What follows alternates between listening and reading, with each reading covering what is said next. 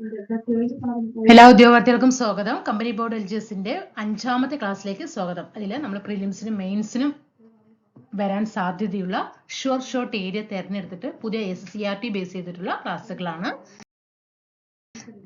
അപ്പോൾ നമുക്ക് 5ാമത്തെ ക്ലാസ് ആണ്. അപ്പോൾ ഇന്നത്തെ ടോപ്പിക്കിൽ നമുക്ക് എന്തൊക്കെ ഉൾപ്പെടുത്തിയിരിക്കണം നോക്കാം. എല്ലാം പുതിയ SCRTയിൽ വരുന്ന കാര്യങ്ങളാണ് കേട്ടോ. ജൈവ വൈവിധ്യവും ആവാസ വ്യവസ്ഥകളും. എന്താണ് ജൈവ വൈവിധ്യം? പ്രീവിയസ് ചോദ്യമാണ് കേട്ടോ. ജൈവ വൈവിധ്യം പറഞ്ഞാൽ ഭൂമിയിലെ എല്ലാതരം സസ്യങ്ങൾ, ജന്തുക്കൾ, സൂക്ഷ്മജീവികൾ എന്നിവയും ഇവയുടെ ആവാസ വ്യവസ്ഥകളും ചേർന്നുള്ള സമഗ്ര പദമാണ് ഇത് ജൈവ വൈവിധ്യം. പഠിക്കണം കേട്ടോ. ഭൂമിയിലെ എല്ലാതരം സസ്യങ്ങളും ജന്തുക്കളും സൂക്ഷ്മജീവികൾ ഇവയുടെ ആവാസ വ്യവസ്ഥകൾ ചേർന്നുള്ള സമഗ്രമായ ഒരു പദമാണ് ജൈവ വൈവിധ്യം. ആ വൈവിധ്യത്തെ കുറിച്ചിട്ട് നമുക്ക് എന്താണ് ജൈവ വൈവിധ്യത്തെ കുറിച്ചിട്ട് ഓരോരോ കാര്യങ്ങൾ നമുക്ക് നോക്കാം.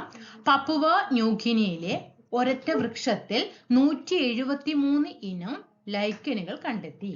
ഇത് മഴക്കാടുകളിലെ മറഞ്ഞിരിക്കുന്ന വലിയ ജൈവ വൈവിധ്യം വ്യക്തമാക്കുന്നു. എവിടെയാണ് ജൈവ വൈവിധ്യം കണക്കാക്കുന്ന ഒരു ഏരിയ? എവിടെയാണ്? പപ്പുവ ന്യൂഗിനിയയിലെ ഒരു വൃക്ഷത്തിൽ തന്നെ 173 ഇനം ലൈക്കനുകൾ കണ്ടെത്തി. ഇതെന്താണ്? ഒരു ജൈവ വൈവിധ്യത്തിന് ഉദാഹരണമാണ്. ലൈക്കൻ എന്നത് എന്താണ്? ഒരു ഫംഗസും ഒരു ആൽഗ അല്ലെങ്കിൽ സൈനോബാക്ടീരിയയും തമ്മിലുള്ള സഹജീവനമാണ്, മ്യൂച്വലിസം. അപ്പൊ നമുക്ക് ഇവിടെ ഒരു സംശയം വരില്ല, എന്താണ് ലൈക്കൻ? എന്താ ലൈക്കൻ? ലൈക്കൻ എന്നാൽ ഒരു ഫംഗസും ഒരു ആൽഗ അല്ലെങ്കിൽ സൈനോബാക്ടീരിയയും തമ്മിലുള്ള സഹജീവനമാണ്. ഫംഗസ് സംരക്ഷണവും ഘടനയും നൽകും. മനസ്സിലായോ? ഈ വൃക്ഷങ്ങൾക്ക് അല്ലെങ്കിൽ ഈ ജൈവ വൈവിധ്യത്തിന് എന്ത് തരും?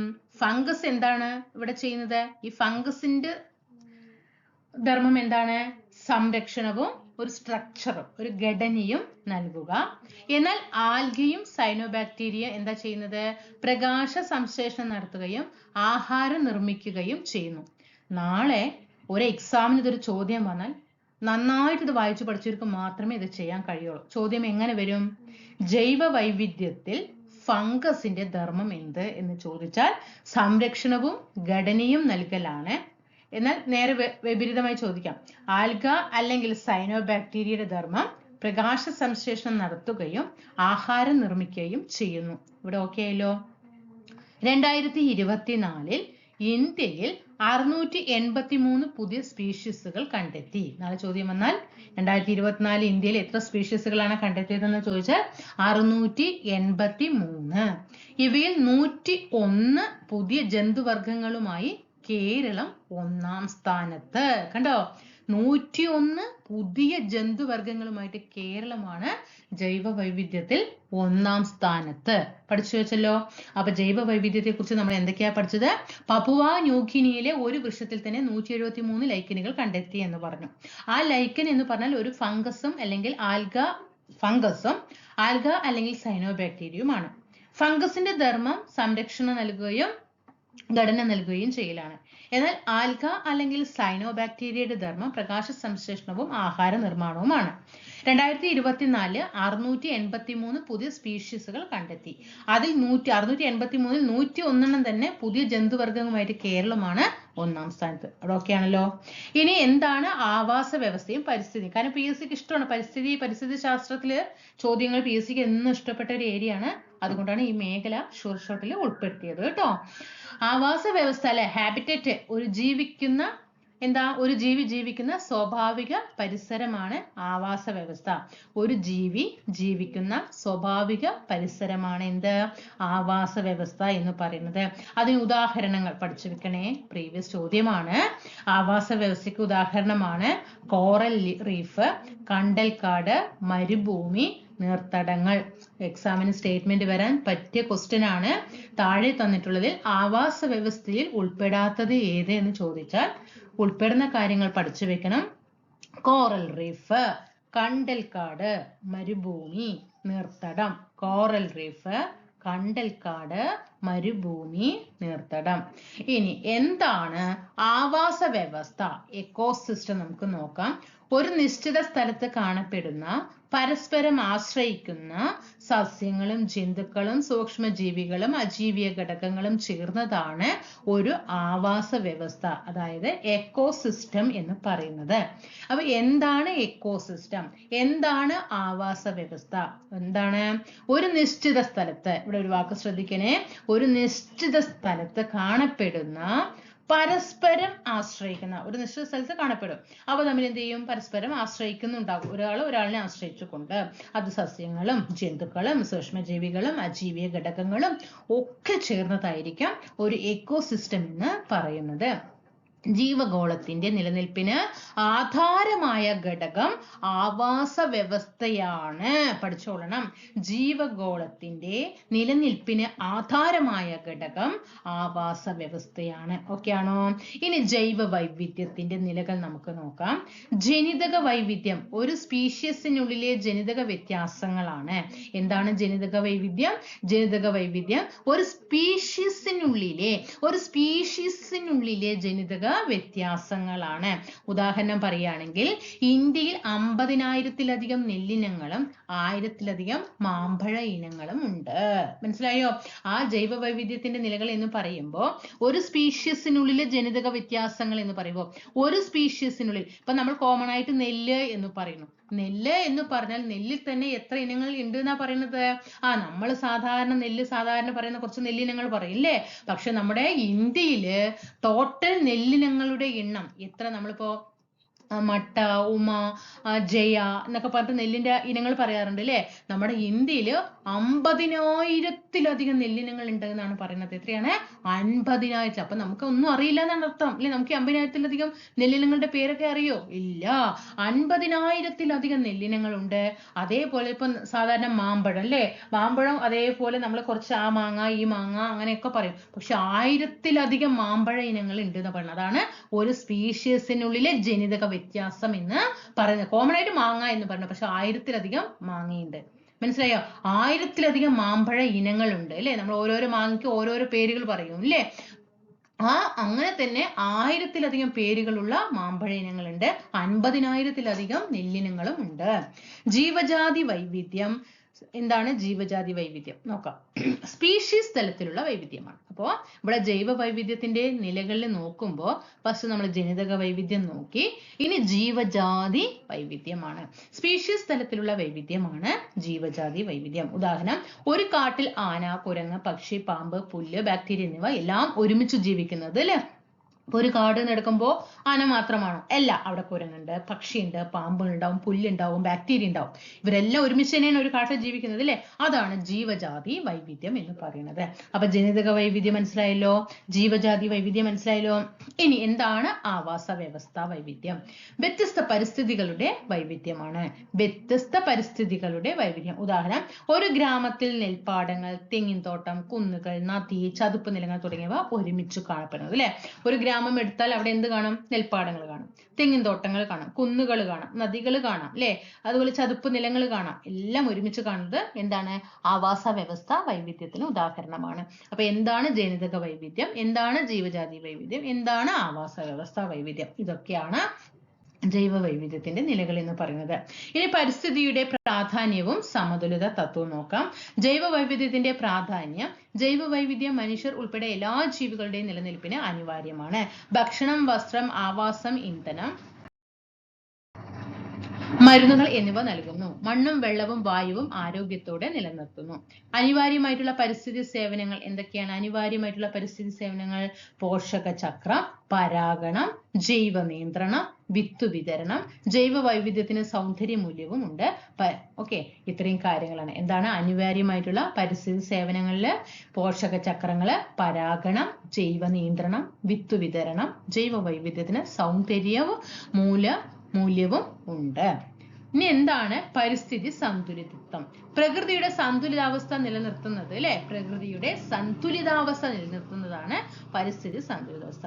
ഇനി നമുക്ക് നോക്കാം. ഇതൊന്നും നന്നായിട്ട് ഈ ഏരിയ പഠിക്കണം കേട്ടോ. എന്നും ഇമ്പോർട്ടന്റ് ആയിട്ടുള്ള ഒരു ഏരിയ ആണ്. എപ്പോഴും PSC പരിസ്ഥിതി ശാസ്ത്രത്തിൽ വരുന്ന ഒരു ക്വസ്റ്റ്യൻ ആണ്. ഭക്ഷ്യശൃംഖലയും പോഷണതലങ്ങളും.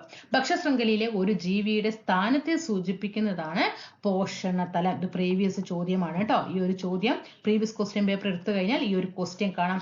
ഒരു ജീവിയുടെ ഭക്ഷ്യശൃംഖലയിൽ ഒരു ജീവിയുടെ സ്ഥാനത്തെ സൂചിപ്പിക്കുന്നത് ഏതാണെന്ന് ചോദിച്ചിട്ടുണ്ട്. അത് പോഷണതലമാണ്. ഈ 4 പോഷണതലവും വ്യക്തമായിട്ട് പഠിക്കണം. എന്നും ചോദ്യങ്ങൾ വരുന്ന ഒരു ഏരിയ ആണ്. അതിൽ പോഷണതലം 1 ഉൽപാദകരാണ് വരിക. പഠിച്ചു വെക്കണേ. പോഷണതലം 1 ഉൽപാദകര്, പോഷണതലം 2 പ്രാഥമിക ഉപഭോക്താക്കൾ, പോഷണതലം 3 ദ്വിതീയ ഉപഭോക്താക്കൾ, പോഷണതലം 4 തൃതീയ ഉപഭോക്താക്കൾ. നമ്മൾ സാധാരണ പ്രാഥമികം എന്ന് പറയുമ്പോൾ നമ്മൾ ഒന്നാമത്തെ എന്നാണ് കണക്കാക്കാറ് അല്ലേ. അപ്പൊ പോഷണതലം 1 എന്ന് പറയുമ്പോൾ നമ്മൾ വേഗം എന്തിലേക്ക് പോകും? പ്രാഥമിക ഉപഭോക്താക്കൾ എന്ന് വരും അല്ലേ. അങ്ങനെ ചിന്തിക്കാൻ പാടില്ല. പോഷണതലം 1 വരുന്നത് ഉൽപാദകരാണ്. ആ ഉൽപാദകരിൽ വരുന്ന ജീവി ഏതിലാണ്? നെല്ല് അല്ലേ. ജീവി വിഭാഗത്തിൽ വരുന്നത് ഏതാണ്? നെല്ലാണ്. ഉൽപാദകരാണ് അല്ലെ. ഇവിടെ ഉൽപാദകരാണ്. അപ്പൊ അതിൽ ഏത് വരും? നെല്ലാണ്. പ്രകാശ സംശ്ലേഷണം നടത്തുന്ന ഹരിത സസ്യങ്ങളാണ് അല്ലെ. ഹരിത സസ്യങ്ങളാണ് ഏതിൽ വരുന്നത്?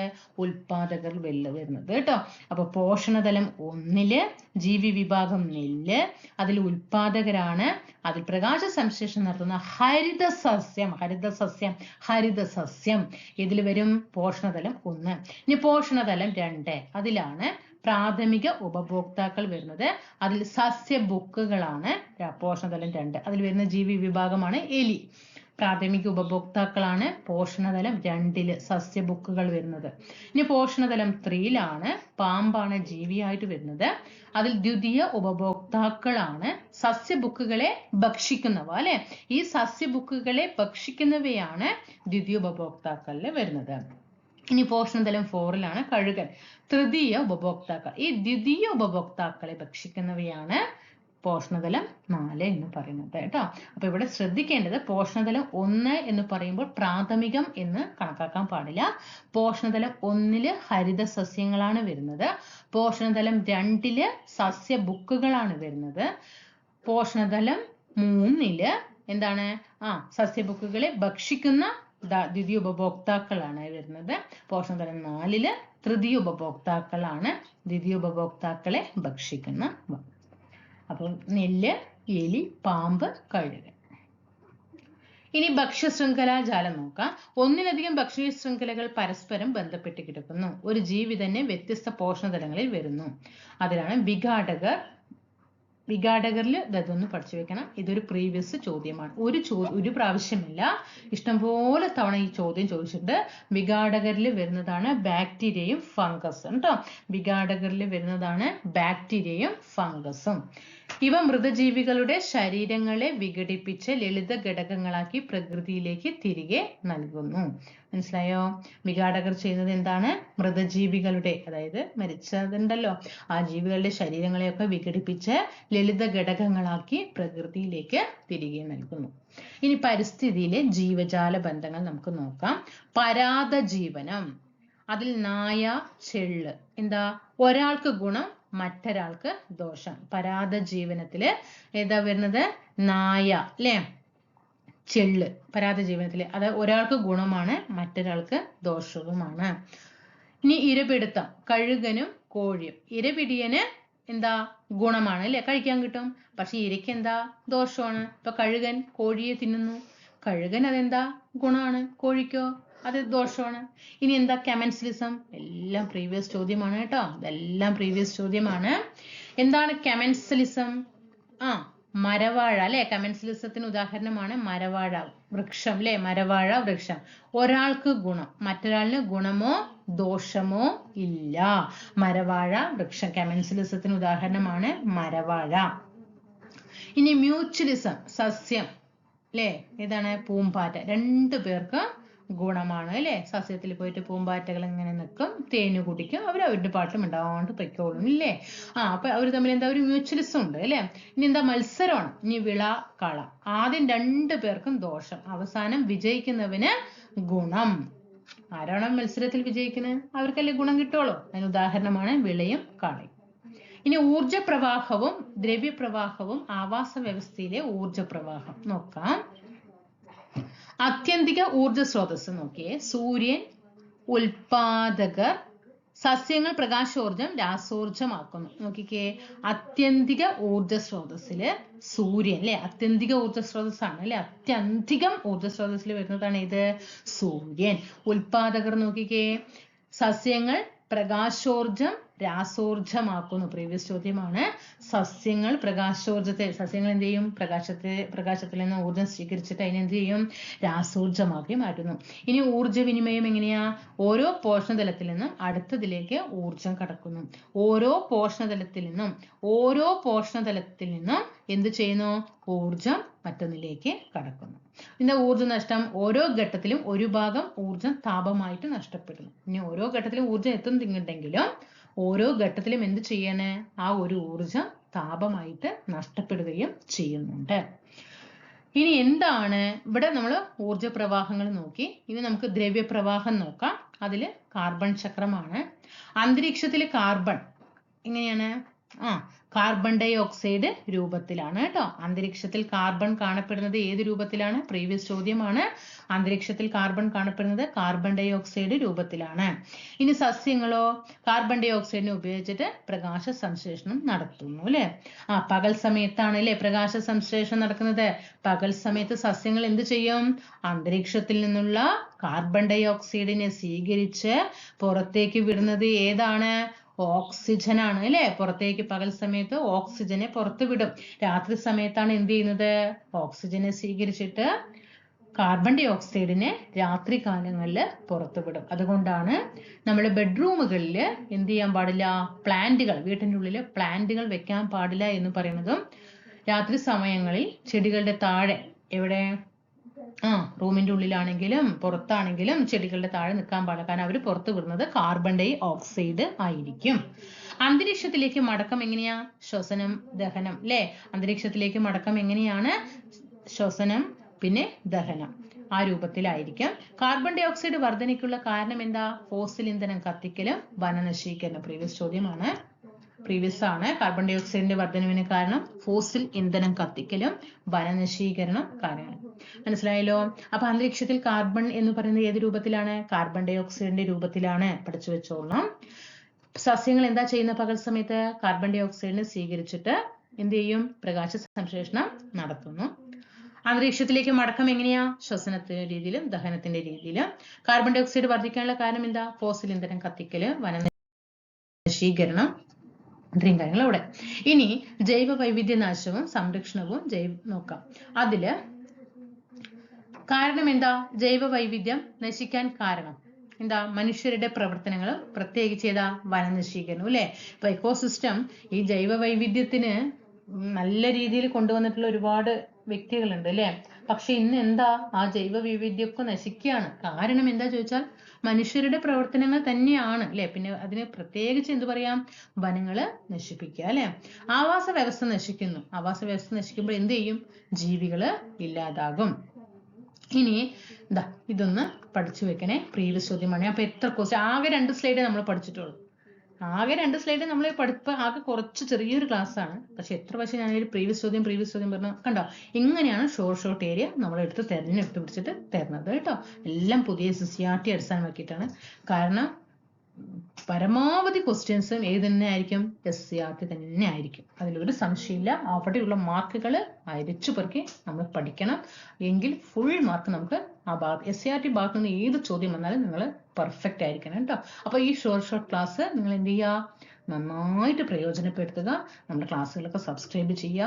അതേപോലെ നിങ്ങളുടെ സപ്പോർട്ട് താഴെ അറിയിക്കുക, മെസ്സേജിലൂടെ അറിയിക്കുക. നമ്മുടെ ടെലിഗ്രാം ഗ്രൂപ്പിൽ ഒന്ന് ജോയിൻ ചെയ്യുക, വീഡിയോ ഒന്ന് ലൈക്ക് കൊടുക്കുക. ഇത്രയും കാര്യങ്ങൾ ചെയ്തിട്ട് പരമാവധി സപ്പോർട്ട് ചെയ്യുക കേട്ടോ. അപ്പൊ വംശനാശ ഭീഷണി നേരിടുന്ന സ്പീഷീസുകൾ ഏതൊക്കെയാണ്? വേഴാമ്പൽ, പാതാളത്തവള, സിംഹവാലൻ കുരങ്ങ്, നക്ഷത്ര ആമ, വരയാട് അല്ലെ. ഇപ്പൊ ഇതില് സിംഹവാലൻ കുരങ്ങ് കാണപ്പെടുന്ന ദേശീയോദ്യാനം ഏതാണ്? സൈലന്റ് വാലിയാണ് അല്ലെ. സൈലന്റ് വാലി പാലക്കാട് ജില്ലയിലെ മണ്ണാർക്കാട് താലൂക്കിലാണ് സൈലന്റ് വാലി ദേശീയോദ്യാനം. അവിടെയാണ് സിംഹവാലൻ കുരങ്ങ് കാണുന്നത്. നക്ഷത്രാമ കാണപ്പെടുന്നത് എവിടെയാ? ചിന്നാർ അല്ലെ. ചിന്നാറിലാണ് നക്ഷത്രാമകൾ കാണപ്പെടുന്നത്. അതേപോലെ വരയാട് എവിടെയാണ്? ഇരവികുളം അല്ലെ. ഇരവികുളത്താണ് വരയാട് കാണപ്പെടുന്നത്.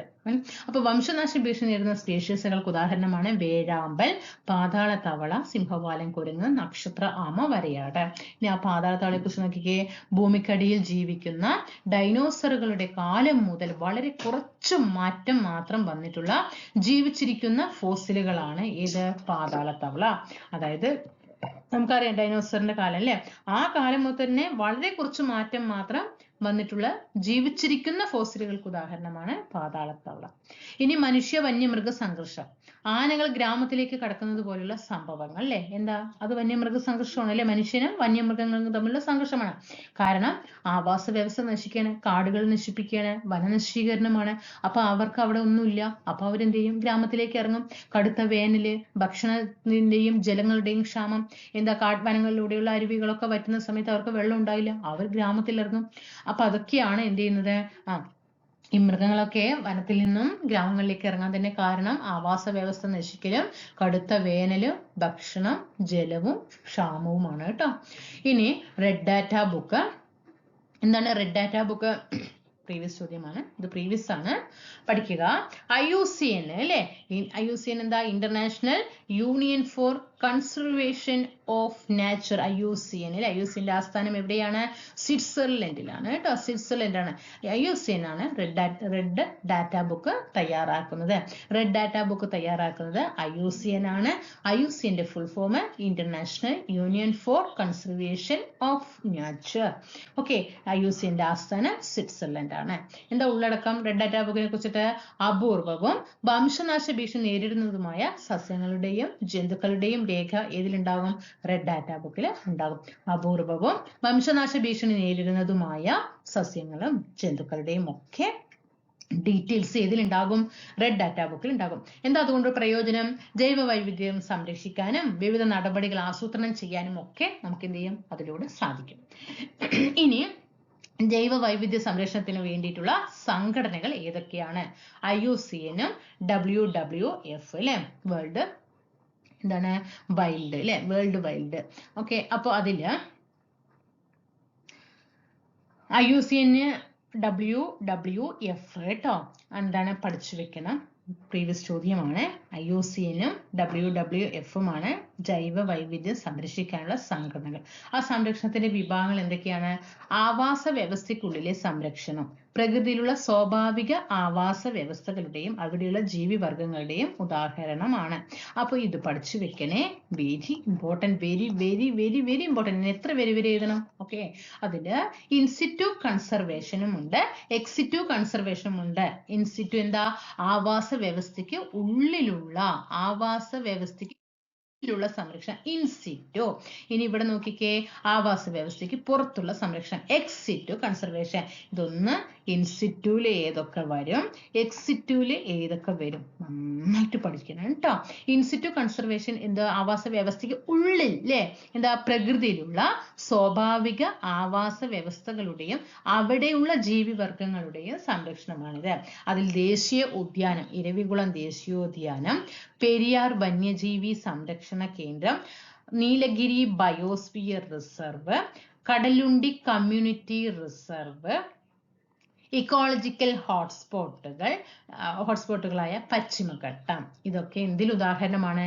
ഇൻസിറ്റു കൺസർവേഷന് ഉദാഹരണമാണ്. അപ്പോൾ നന്നായിട്ട് നന്നായി പഠിച്ചു വെക്കുക. ഇരവികുളം ദേശീയോദ്യാനം, പെരിയാർ വന്യജീവി സംരക്ഷണ കേന്ദ്രം, Nilgiri biosphere reserve, Kadalundi community reserve, ecological ഹോട്ട്സ്പോട്ടായ പശ്ചിമഘട്ടം, ഇതൊക്കെ ഇൻസിറ്റു കൺസർവേഷന് ഉദാഹരണമാണ്. ഇനി ആവാസ വ്യവസ്ഥയ്ക്ക് പുറത്തുള്ള സംരക്ഷണമാണ് ഇത് എക്സിറ്റു കൺസർവേഷൻ. ആ വാക്കിൽ നിന്ന് തന്നെ എടുക്കും. സ്വാഭാവിക ആവാസ വ്യവസ്ഥയ്ക്ക് പുറത്തായി നിയന്ത്രിത സാഹചര്യങ്ങളിൽ സ്പീഷീസുകളെ സംരക്ഷിക്കുന്നത്. സസ്യ ഉദ്യാനങ്ങൾ, മൃഗശാലകൾ, ജീൻ ബാങ്കുകൾ, അക്വേറിയങ്ങൾ. അപ്പൊ നമ്മൾ മീനിനെ എന്ത് ചെയ്യും? മീനിനെ പുറത്ത് കൊണ്ടുവന്നിട്ട് ഒരുപാട് അക്വേറിയങ്ങളൊക്കെ ഇല്ലേ, എന്താ?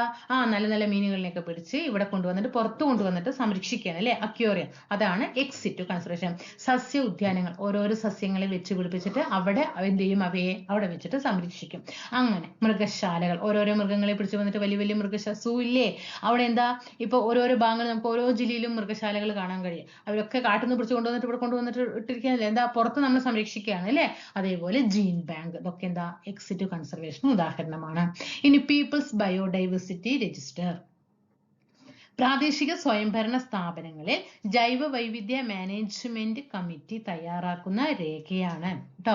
ആ പീപ്പിൾസ് ബയോഡൈവേഴ്സിറ്റി രജിസ്റ്ററിൽ ഉൾപ്പെടുന്നതൊക്കെയാണ് പ്രാദേശിക സസ്യങ്ങൾ, മൃഗങ്ങൾ, സൂക്ഷ്മജീവികൾ, പ്രത്യേക സവിശേഷതകൾ. ഓക്കെ, ഇത്രയും കാര്യങ്ങളാണ് പീപ്പിൾസ് ബയോഡൈവേഴ്സിറ്റി രജിസ്റ്ററിൽ PBR തയ്യാറാക്കുന്നത്. പ്രാദേശിക സ്വയംഭരണ സ്ഥാപനങ്ങളിൽ ജൈവ വൈവിധ്യ മാനേജ്മെന്റ് കമ്മിറ്റി തയ്യാറാക്കുന്ന രേഖയാണ്. ഓക്കെ, അപ്പൊ നിങ്ങൾക്ക് ക്ലാസ്സുകൾ ഇഷ്ടപ്പെട്ടു എന്ന് വിചാരിക്കുന്നു. ഇതുപോലുള്ള ക്ലാസ്സുകൾ ഇങ്ങനെ സെലക്ട് ചെയ്ത ഏരിയകൾ നിങ്ങൾക്ക് വേണമെന്നുണ്ടെങ്കിൽ നമുക്ക് ഡെയിലി നമുക്ക് ഇത് ക്ലാസ്സുകൾ കൊണ്ടുപോകാം. ഈ ഒരു സിറ്റുവേഷനിലുള്ള സാഹചര്യം ഇതായതുകൊണ്ടാണ് 2 ദിവസം ക്ലാസ്സുകൾ ഇടാതിരുന്നത്. ഇതിന്റെ ഷോർട്ടിന്റെ അപ്പോൾ ഞാൻ ദിവസവും ക്ലാസ്സുകൾ തരാം. മെസ്സേജുകൾ പ്രതീക്ഷിക്കുന്നു. അടുത്ത ക്ലാസ്സിൽ കാണാം. Thank you.